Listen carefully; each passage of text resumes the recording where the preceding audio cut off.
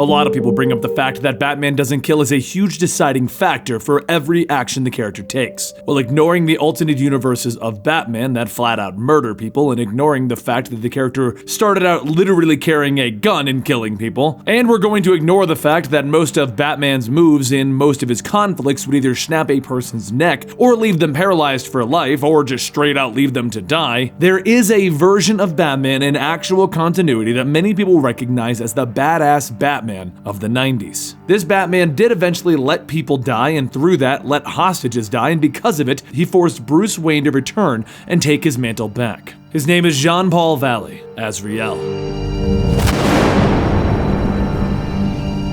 Now we're going to cover his original story and then his DC Rebirth story because the character was reintroduced. But the reason that we even bring up this character is because he was reintroduced during the New 52, and now it seems like he's getting the original Nightfall suit back. Azrael is back, baby. So in the original timeline, Jean-Paul Valley is a member of the Order of Saint Dumas. The Order is very similar in both timelines. It is a group that traces back to the Knights Templar, and due to an internal argument within the Knights Templar, the Order splintered off to make their own faction under the leadership of Saint Dumas. They fought within the Crusades, and because of this, they amassed a large fortune. In the original timeline, they then spliced human genes with animal DNA to create their Azrael, a champion that could be used by the Order against the non-believers. The New 52 Rebirth timeline then worked with Mother to create a designer human whose identity was Jean-Paul Valley, and use him as their champion. In both timelines, they both have the Suit of Sorrows and the Sword of Sin. In the original timeline, there is also the Sword of Salvation, and I may be forgetting it, but I don't believe that the Sword of Salvation has been mentioned in the Rebirth timeline yet. The Sword of Sin would force the person struck with it to remember all of the acts within their lives that they must atone for. This is the famous flaming sword you always see him wielding whenever there's cool artwork. The Sword of Salvation is a glowing blue sword which forces the person struck to be overwhelmed by the past tragedies of their life and force them to wish to seek redemption.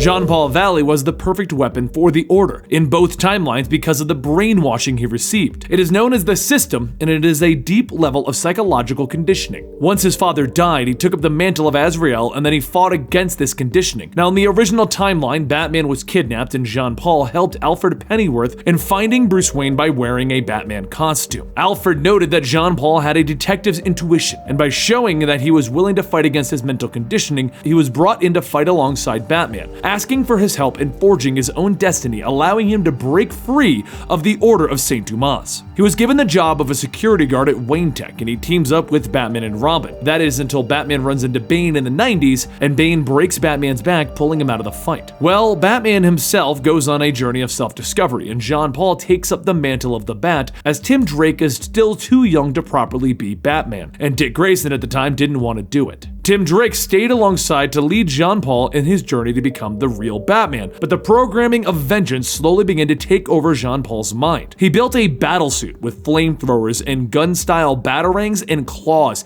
and let me tell you, 90s little kid Benny loved this suit. I was so used to the Adam West Batman as I watched that show with my dad at the time, so when I finally got to go to the comic book store and there was this crazy murderous Batman on the cover, I was a happy little kid. Man, I might have had problems.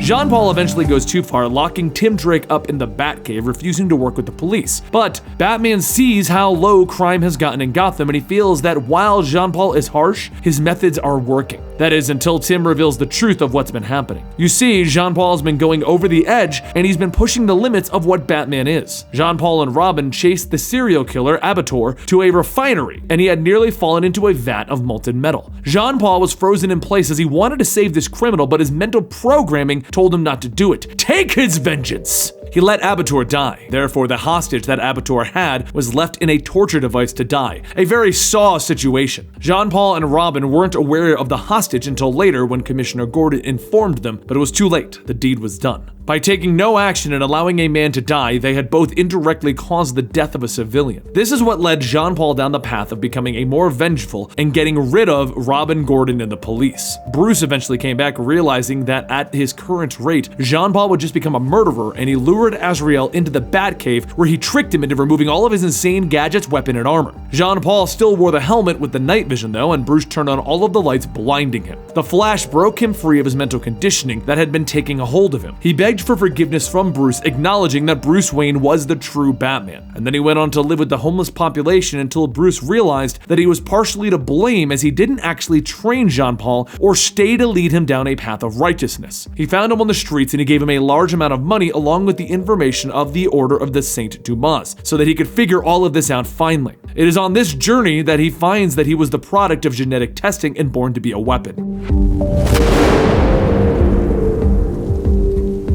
He slowly but surely shuts down most of the Order while returning to aid Batman in a few events while battling the hallucinations of his own father and the Saint himself. A standard part of his character is that even though he was broken free, he's constantly talking to the vengeful spirits who are trying to put him back on the path of the Order. Eventually, in the last issue of his solo series, he's seemingly killed, though no body is found. DC toyed with the idea that he survived, but in the end, he was revived as a Black Lantern during the Blackest Night, proving that he was in fact dead the entire time. And this brings us to his appearance in the New 52 and DC Rebirth. This is the storyline that leads to what is currently happening in Detective Comics. This version is very similar to the original, as he is a weapon of the Order of Saint Dumas. In the storyline Batman and Robin Eternal, he is found when Jason and Tim make their way to a religious sect that apparently works with Mother. And Mother is an individual who has been breeding children and training them to be ideal human beings for the assassination job. She shared this technology with the Order and they created Azrael using the same concepts. He's a weapon of vengeance, he lives for the Order, and he is brainwashed with the system mental conditioning. During their battle with him, they break him out of his mental conditioning and they prove to him what the Order is actually doing. Once the entire adventure is wrapped up, Jean-Paul goes on a journey of his own to discover himself, which brings him to Gotham during the start of the Detective Comics run. He's badly beaten and brought to a clinic where he remains once he is healed. He wants to live a life without violence and he wants to help the people who need it. But as time goes on, he's drawn back into aiding Batman using the Azrael suit,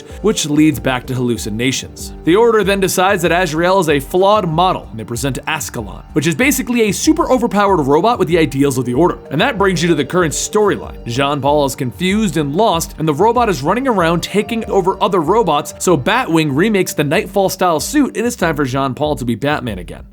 Azrael in the 90s was one of my favorite versions of Batman ever. I don't know if it's because I was a kid and he was so just grueling and menacing, and that's what I loved about him. I was definitely attracted to more of the extreme versions of our superheroes, like the original Spider-Man 2099, the Spider-Man with actual like talons in his fingers. That guy was crazy. But I was a huge fan of him, and I was kind of sad when he kind of died and vanished into oblivion. So now that he's back and we're finally getting him to be really like himself, not just, oh, he was cool once and now he's gonna go become a pacifist, but he's finally gonna become Nightfall Batman again, I'm excited. Let me know what you guys think of him down below. Did you just think he was a product of the 90s? Should he have just stayed away, or do you like seeing him back in a new version, in a different light, working with the Bat family again? I'll talk to you guys next time right here. Don't forget, you can check out one of the playlists on the screen to find out where to get more Batman content. You can click on another playlist on the screen to get something recommended by YouTube, and you can always follow me on Twitter so we can talk about this directly. I'll see you next time.